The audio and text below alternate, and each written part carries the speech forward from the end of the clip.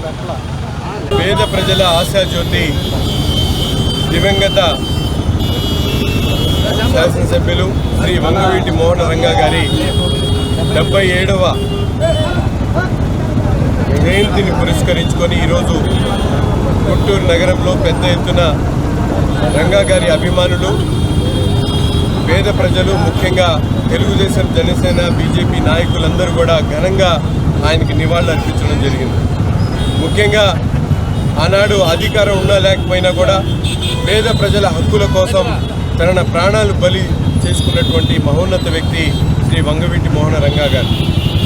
కులం కాదు, మతం కాదు, మానవత్వం ముఖ్యమనేటువంటి నినాదంతో తన జీవితాన్ని పేద ప్రజల కోసం అంకితం చేస్తూ భావితరానికి ఒక స్ఫూర్తి ప్రదాతగా ఉన్నటువంటి వంగవీటి మోహన రంగా గారు రాబోయేటువంటి తరాల కోసం ఒక స్ఫూర్తిదాయకమైనటువంటి నాయకుడిగా ఆయన ఇచ్చినటువంటి స్ఫూర్తితో పేద ప్రజల సేవ చేయడం కోసం మేమందరం కూడా కలిసికట్టుగా ముందుకు సాగుతాం.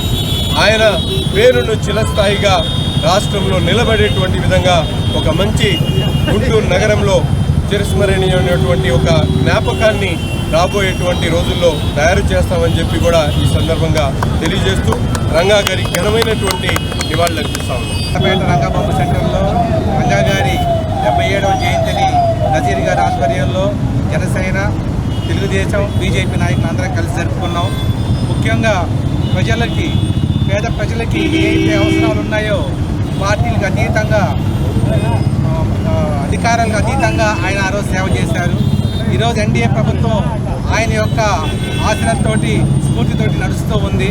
ఇలానే రాబోయే కాలంలో అందరం కలిసికట్టుగా ఉండి ఆయన స్ఫూర్తిని నిలబెట్టి నజీర్ గారు చెప్పినట్టుగా ఒక మంచి ఆయన చిరస్మరణీయంగా మనం గుర్తుంచుకునేట్టుగా ఒక చిహ్నాన్ని మనకి గుంటూరు నగరంలో నిర్మించుకొని మనం భావితరాలకి ఆయన చేసిన త్యాగాన్ని గుర్తు చేస్తూ అందరం కలిసి రంగా గారిని స్మరించుకుంటూ ఈరోజు ముందుకెళ్ళాలని కోరుకుంటాం.